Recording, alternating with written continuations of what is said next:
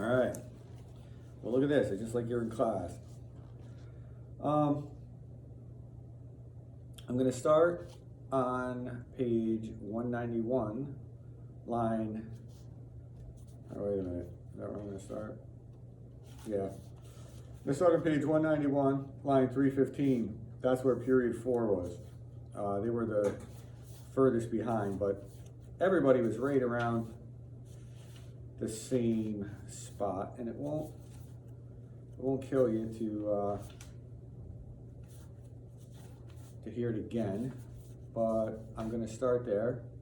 That is page 191, line 315, and I'm gonna, I think, finish. Well, will I finish Act 4? Maybe. We'll see how far we get in this session, and then I will direct you to the questions.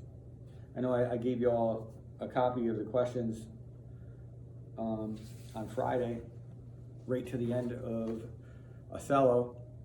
You had a copy of the Act 4, Scenes 1 and 2 questions, and you had Act 4, Scene 3 questions. Then I gave you a copy of the Act 5 questions, and also quotes. All those things will be on Google Classroom, including this video. So if you don't have hard copies, or you lost them, or you left them in school, you can just answer right on Google Classroom. All right. So what's going on here?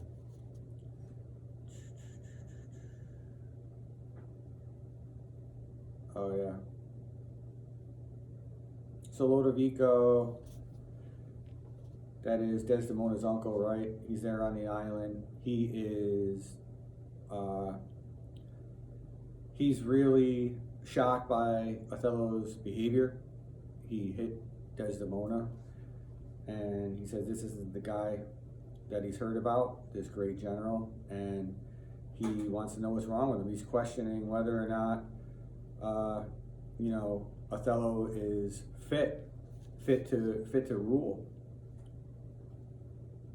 And Lodovico says, is this his use, or did the letters work upon his blood and new create this fault? He thinks maybe he's upset by the letter he got. This is how he always acts, or what? And Iago says, alas, alas, it is not honesty in me to speak what I have seen and known. You shall observe him, and his own courses will denote him so, that I may save my speech.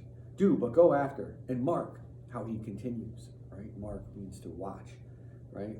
Iago says, it's not my place to say whether he's fit to lead or not, but just go and watch him. Lodovico says, I am sorry that I am deceived in them, and then they exit. And that begins us with scene 2, and it's Othello is with Emilia, all right? He is in a room at the castle, and he's questioning Emilia about Desdemona's fidelity, whether or not she's been unfaithful to him. And Othello says, you see nothing then? Emilia, nor ever heard, nor ever did suspect. Yes, you have seen Cassio and she together, but then I saw no harm, and then I heard each syllable and breath that made between them. What, did they never whisper? Never, my lord. Nor send you out of the way? Never. To fetch her a fan, her gloves, her mask, nor nothing? Never, my lord. That's strange. Emilia, I durst, my lord, to wager she is honest, means she's faithful to you. I lay down my soul at stake. If you think other, remove your thought. It doth abuse your bosom. If any wretch have to put this in your head, let heaven requite it with the serpent's curse. For if she not be honest, chaste, and true, there's no happy man. The purest of their wives is foul as slander. Right? So if some jerk put this in your head, to hell with him. She's been honest with you. Othello, well, bid her come hither. Go. So Emilia exits to go and get Desdemona, leaving Othello alone in the room. And he says, she says enough, yet she's a simple bawd that cannot say as much. This is a subtle whore, a closet, lock and key of villainous secrets, and she'll kneel and pray. I've seen her do it. He doesn't believe her, obviously. Enter Desdemona and Emilia. Desdemona, my lord, what is your will? Pray you, Chuck, come hither. What is your pleasure? Let me see your eyes. Look in my face. And he usually grabs her by the face and looks at her dead in the eyes, right? What horrible fancy's this? Othello to Emilia. Some of your function, mistress. Leave procreance alone and shut the door. Call for a cry if anybody come. Your mystery. Nay, dispatch. So he tells her to go wait outside the door. He says, because they want to be, together in a romantic way. And Emilia exits. And and he told her to, keep watch outside the door, and if anybody comes, to say, right, to alert them. So she's outside the door. Anyway, Desdemona kneeling. Upon my knees, what does your speech import? I understand a fury in your words, but not the words. She wants to know why he's mad. Why? What art thou? Your wife, my lord, your true and loyal wife. Come, swear it. Damn thyself, lest being like one of the heaven, the devils themselves should fear to seize thee. Therefore, be double damned. Swear thou art honest. Swear you're faithful. Heaven doth truly know it. Heaven truly knows that thou art false as hell. Desdemona standing. To whom, my lord? With whom? How am I false? Othello. Ah, Desdemona, away, away, away. Alas, the heavy day. Why do you weep? Oh, I'm sorry. Desdemona says that. Alas, the heavy day. Why do you weep? Right? Why are you upset? Am I the motive of these tears, my lord? If haply you, my father, do suspect an instrument of this your calling back, lay not your blame on me. If you have lost him, I have lost him too. Right? He says these new orders, she thinks that he's upset with her because perhaps they came from her father, and he's taking it out on her. And she says, no, don't be upset with me because of that, because I'll, if you're lost to him, I'm lost to him too. Othello. Had it pleased heaven to try me with affliction, had they rained all kinds of sores and shames upon my bier head, steep me in poverty to the very lips, given to captivity me in my utmost hopes, I should have found in some place of my soul a drop of patience. But alas, to make me a fixed figure for the time of scorn, to point his slow, unmoving finger at, yet could I bear that too. Well, very well. But there, where I have garnered up my heart, where either I must live or bear no life, the fountain from which my current runs, or else dries up to be discarded thence, or keep it as a cistern for foul toads, to not engendering, turn thy complexion there, patience, thou young and rose-lipped cherubin, I there look grim as hell. Yeah, he says he's just not going to deal with a wife who's been unfaithful to him. And so Desdemona again says, I hope my noble lord esteems me honest. I hope you think I'm true. Aye, as summer flies are in the shambles that quicken, it means pregnant, even with a blowing. O thou weed, who art lovely and fair and smells so sweet, that the sense aches at thee would thou hadst never been born. Right? He wished he'd never been born. He calls her a weed and has all these images of sexual promiscuity and weeds and flies, and basically, yeah, not good. Desdemona. Alas, what ignorant sin have I committed? And then he grabs her by the face and he says, was this fair paper, this most goodly book, made to write whore upon? What committed? Committed, O thou public commoner. And that just means a prostitute. I should make very forges of my cheeks that would to cinders burn up modesty. Did I but speak deeds, what committed? Heaven stops the nose at it, and the moon winks. The bawdy wind that kisses all it meets is hushed within the hollow mind of earth, and will not hear it. What committed? Impudent strumpet. It means you shameless prostitute. Desdemona. By heaven, you do me wrong. Are you not a strumpet? No, as I am a Christian, if to preserve this vessel for my Lord from any other foul, unlawful touch, be not to be a strumpet, I am none. Right? I'm faithful to you and you alone. What, not a whore? No, as I shall be saved. Is it possible? Oh, heaven forgive us. I cry you mercy then. I took you for that cunning whore of Venice that married with Othello. You, mistress, he calls to Amelia. Enter Amelia. That held the office opposite to St. Peter and keeps the gate of hell. You. We have done our course. In other words, we're finished with our intimate moment. Although we know nothing happened in terms of that, right? There's money for your pains. And he gives her money. Usually he throws some money at her just to cheapen her. I pray you, turn the key and keep our counsel. And then he exits. He says, to lock the door, lock yourselves in here, and keep our counsel. It means just keep your mouth shut about what's gone on. Amelia and Desdemona now are alone in the room. Othello has left. Amelia. Alas, what does this gentleman conceive? How do you, madam? How do you, my good lady? Desdemona. Faith, half asleep, right? She's just tired and just in a kind of a swoon because of what's happened. Good madam, what's the matter with my lord? Desdemona. With who? Why, with my lord, madam. Who is thy lord? He is that yours, sweet lady. I have none. Do not talk to me, Amelia. I cannot weep, nor answers I have none.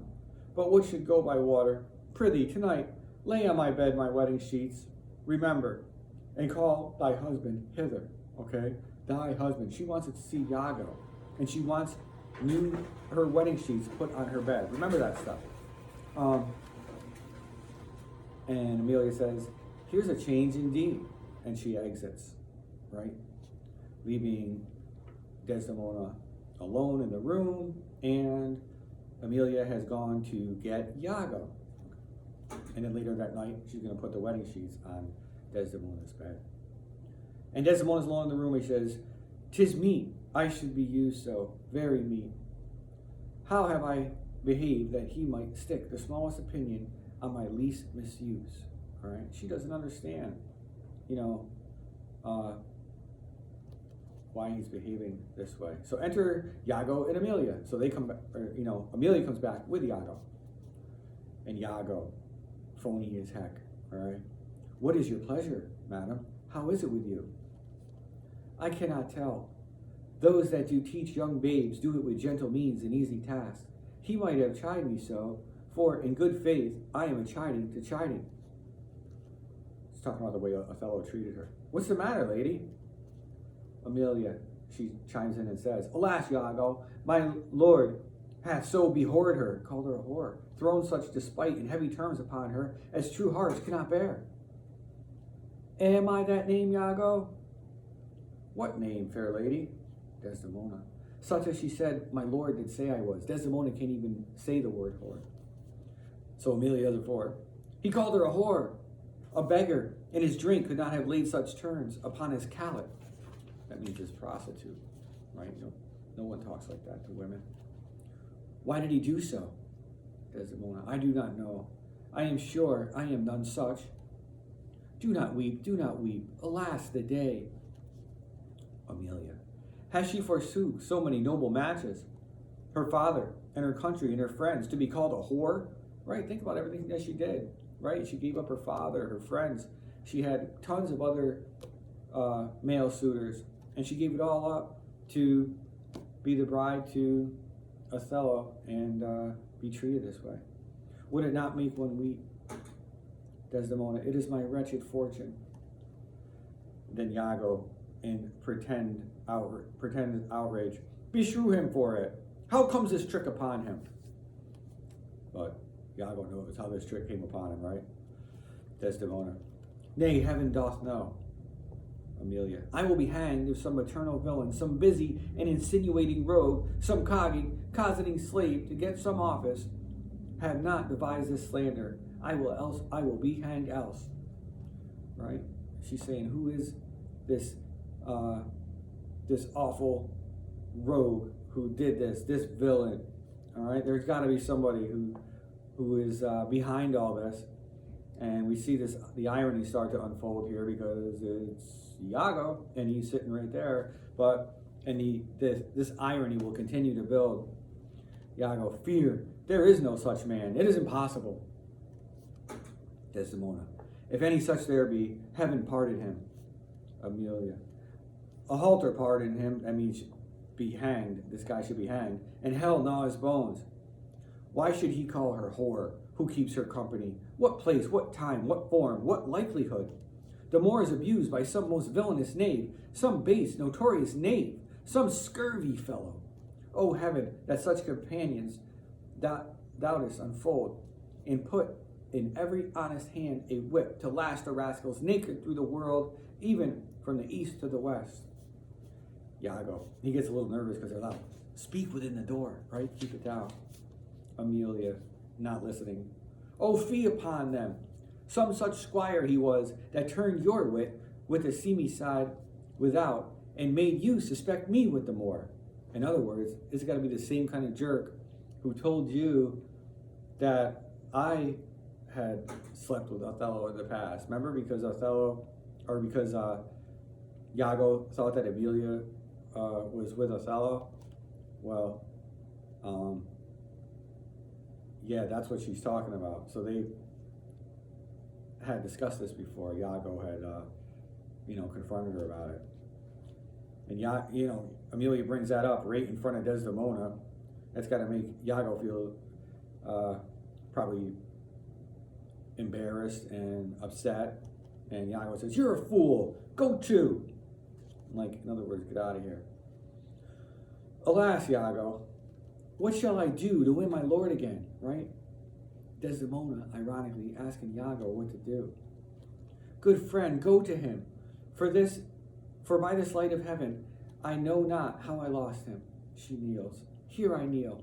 If ever my will did trespass against his love, either in discourse of the thought or actual deed, or that mine eyes, mine ears, or any sense delighted him in any other form, or that I do not yet, and ever did, and ever will, though he do shake me off to beggarly divorcement, love him dearly.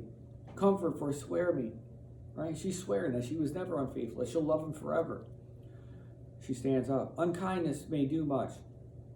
In his unkindness may defeat my life, but never taint my love. Right? She'll always love him no matter what. I cannot say whore. It does abhor me now that I speak the word. To do the act that might the addition earn, not the world's massive vanity, could make me, right? She wouldn't be a prostitute for anything. Nothing could make her do that. And nothing could make her be unfaithful to her husband. And she's swearing to Iago and asking for his help. And Iago says, I pray you, be content. 'Tis but his humor. The business of the state does him offense, and he does chide with you. In other words, it's got to be something else. His business of the state, the letter, his calling back to Venice has him upset, and he's taking it on you. Desdemona says, oh, if it were to want no other, if this was only true. Iago, it is, but so I warrant. And then trumpets sound. Right? Hark, how these instruments summon to supper. The messengers of Venice stays the meat. Go in and weep not. All things shall be well. Desdemona and Amelia exit. That leaves Iago alone in the room, and here comes Rodrigo. And Rodrigo's upset. How now, Rodrigo? I do not find that thou deals with me justly. Iago, what in the contrary? Every day thou daffst me with some device, Iago, and rather, as it seems to me now, keepest me all conveniency than suppliest me with the least advantage of hope. I will indeed no longer endure it, nor am I yet persuaded to put up in peace what already I have foolishly suffered. Right? He's been giving him all this money, and he's supposed to be getting Desdemona gifts, and he hasn't, come through with anything, with a meeting with Desdemona or any sort of indication that she wants to have a relationship with him. Iago, will you hear me, Rodrigo? Rodrigo, faith, I have heard too much, and your words and performances are no kin together. You charge me most unjustly. With naught but truth, I have wasted myself out of my means, all of his money, right? The jewels you have had for me to deliver to Desdemona would have corrupted a votaress, a nun, right? It would have made a nun want to hook up with him, all the money that he's been given. You have told me she hath received them in return me expectations and comforts of sudden respect and acquaintance, but I find none. Very well, go to, very well, right? He says, go ahead, go to her. Very well, go to. I cannot go to, man, nor 'tis not very well. By this hand, I say, it is very scurvy, and I begin to find myself fopped at it, right? Rodrigo is getting tough. He threatens to punch Iago. Iago, well, very well. I tell you, it's not very well. I will make myself known to Desdemona. If she will return me my jewels, I will give her over my suit and repent my unlawful solicitation. If not, assure yourself, I will seek satisfaction of you. In other words, he's going to go spill the beans at Desdemona, tell her everything that Iago's been, doing, and demand that he get his money back. And if not, if she doesn't give his money back, Rodrigo is going to demand Iago, reimburse him somehow. Iago, you have said, and now I, and said nothing but what I protest in intendment of doing. He says, yeah, and I'm going to do it. Iago's a smart guy. Look what he says. He knows how to manipulate Rodrigo. And he says, he knows how to manipulate everyone. And he says, Iago, why, now I see there's metal in thee. And even from this instant, do build on thee a better opinion than ever before. He says, wow, Rodrigo, you have great courage and, wherewithal. I totally see you in a different light now. And he says, give me thy hand, Rodrigo. Thou hast taken against me a most just exception, but yet I protest, I have dealt most directly in thy affair, right? He says, I understand why you're mad with me, but know that I haven't done you wrong. And Rodrigo, it hath not appeared. And Iago responds, I grant indeed it had not appeared, and your suspicion is not without wit and judgment. Like, I understand where you're coming from. But, Rodrigo, if thou hast in that thee indeed, which I have greater reason to believe now than ever, right? You showed me how much courage you have, right? And if you have that courage, you need to do this. I mean purpose, courage, and valor. This night, show it. Show your courage. If thou in the next night following enjoy not Desdemona, take me from this world with treachery and devise engines for my life, right? Tomorrow night, you're going to have Desdemona as your own. As long as you exercise that courage that he says he now recognizes in him. Rodrigo says, well, what is it? Is it within reason and compass? Iago, sir, there is a special commission come from Venice to dispute Cassio in Othello's place. Right? They're going to put Cassio in charge of the island. Remember? That's what Lodovico came for. Rodrigo, is that true? Why then, Othello and Desdemona are going to return again to Venice. Iago, oh no. He goes to Mauritania and takes away with him the fair Desdemona, unless his abode be lingered here by some accident, wherein none can be so determinate as the removing of Cassio. Got to kill Cassio. Got to get rid of him. Because if we get rid of Cassio, he's going to argue, then Cassio won't be able to be left in charge of the island, and Othello will have to stay. How do you mean removing him? That is Cassio. What do you mean? What are you talking about? Rodrigo says, removing him. Why? By making him incapable of Othello's place. Knocking out his brains.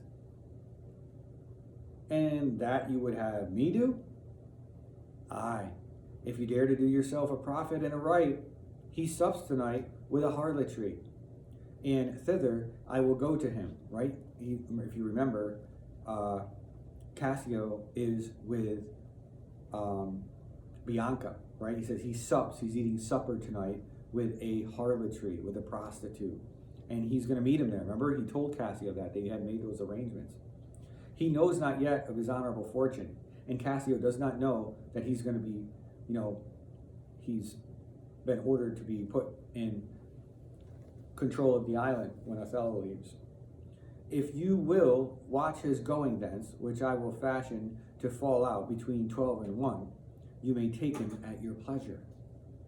So he tells him he's gonna set it up so that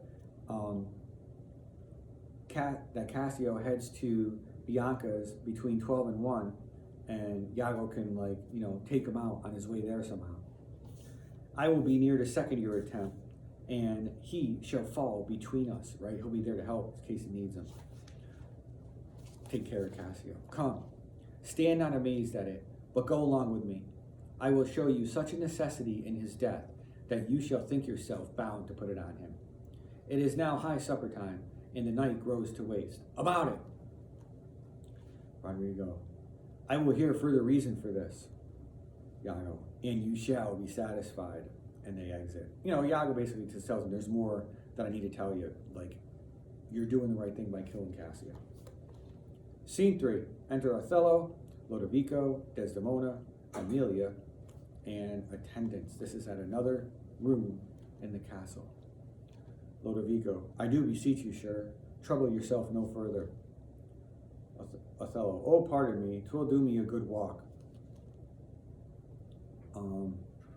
Then Othello and Lodovico are walking.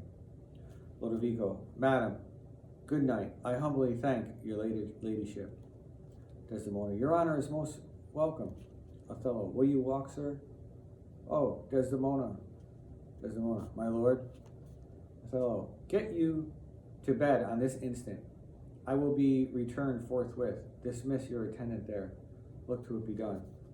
Desdemona. I will, my lord. So Lodovico and Othello they're in another room. Lodovico and Othello are walking to dinner, and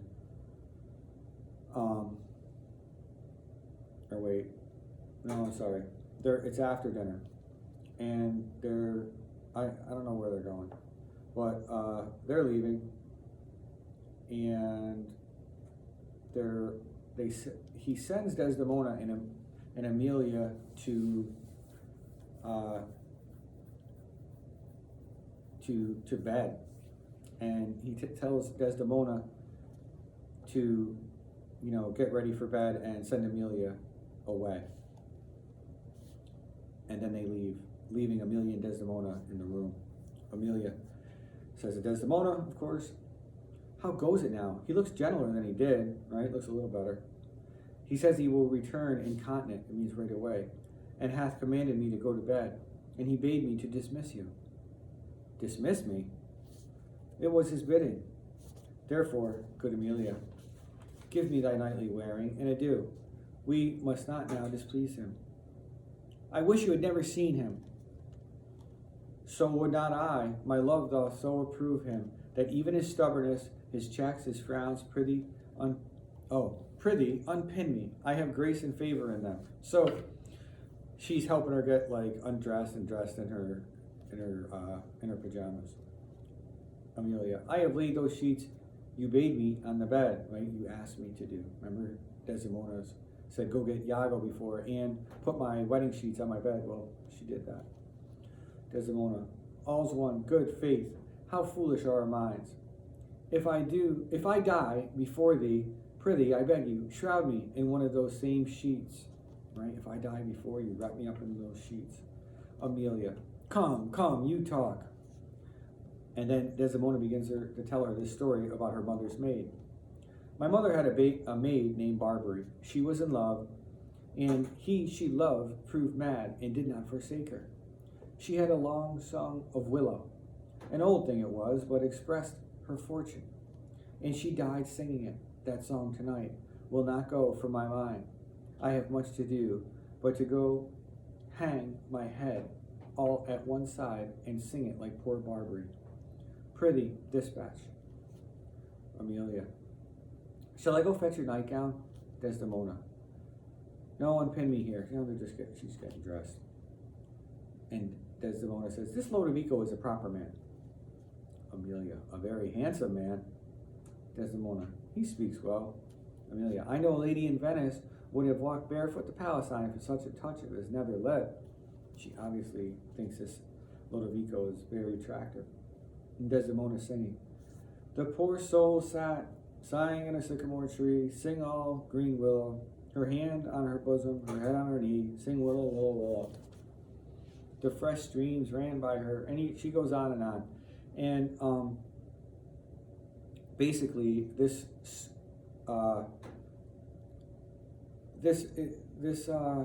song is about a woman who was in love with a man who basically left her and took off and never came back.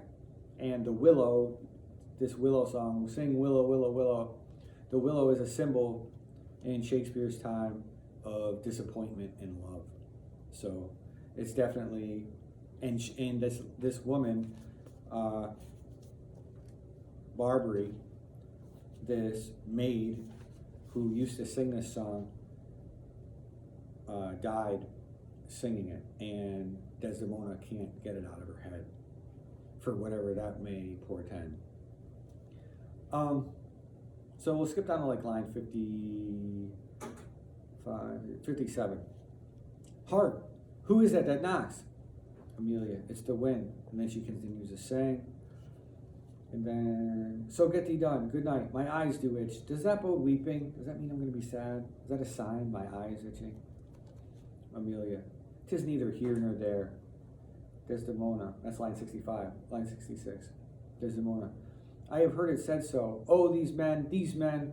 Dost thou in conscience think, tell me, Amelia, that there be women do abuse their husbands in such gross kind? Desdemona is so naive. She questions whether or not women even are unfaithful to their husbands, like any woman. Would any woman even do that? And Amelia says, there be some such, no question. Desdemona, would thou do such a deed for all the world? Desdemona thinks about it. Why, would not you? No, by this heavenly night. Desdemona says she wouldn't do it for all the world. Amelia, nor I neither, by this heavenly light, but I might as well do it in the dark. That's Amelia. You guys get it, right? She says, I wouldn't do it in the light, but I might do it in the dark. She's funny. Desdemona, wouldst thou do such a deed for all the world? The world's a huge thing. It's a great price for such a small vice. Desdemona, in truth, I think I wouldst not. Desdemona says she wouldn't do it for all the world. Amelia, in truth, I think I should do it, and undo it when I hath done it. Mary, I would not do such a thing for a joint ring, nor for measures of lawn, nor for gowns, petticoats, nor caps, nor any petty exhibition. Right? I wouldn't do it, for nothing. But for the whole world? Who would not make her husband a cuckold to make him a monarch? I should venture a purgatory for it. Right? So she would go to, she would commit this sin in order to, for the whole world, she could make her husband king of the world. Who wouldn't do that? Desdemona, beshrew me if I would do such a wrong for the whole world. Why, the wrong is but a wrong in the world, and having the world for your labor, 'tis wrong in your own world, and you might quickly make it right? It'd be your world. Desdemona, I do not think there is any such woman. Right? No woman would do that. Amelia, yes, it doesn't, and as many of the vantage as would store the world they played for. But I do think it is their husbands' faults if wives do fall, right? If wives are unfaithful, it's their husband's fault. Say that they slack their duties and pour our treasures into foreign laps, or else break out in peevish jealousies, throwing restraint upon us, right? If they're jealous of us, if they're accuse us of cheating on them, right? If they are unfaithful, or say they strike us, right? They hit us, or scant our former having in despite. Why, we have galls, and though we have some grace, Yet we have some revenge. Let husbands know their wives have sense like them. They see and smell, and they have their palates both for sweet and sour, as husbands have, right? That they have desires too, and that they can, they can be unfaithful as well, and they have appetites for other men. And what is it that they do when they change us for others? Is it sport, right? Why do they cheat on us? I think it is. And doth affection breed it? I think it doth. Is it frailty that thus errs? It is so too. And have not we affections, desires for sport and frailty as men have? Right? You can see how she says that, we have all the same desires as men have. Although we're women and, we're expected to hide them. And you can see, we have all those same feelings, and you can see how progressive this was in Shakespeare's time. I mean, this is Elizabethan England, and here he's recognizing, the equality of men and women. It's pretty amazing, and that's why Amelia, like I said, is my favorite character. Then let them use us well, else let them know the ills we do. Their ills instruct us so, right? Let them use us well, and let them know that, the wrongs that we do upon them are their fault. Their ills instruct us to do so. Desdemona, good night, good night. God, me such uses send, not to pick bad from bad, but by bad men when they exit. Then that's that. And that's the end of Act 4.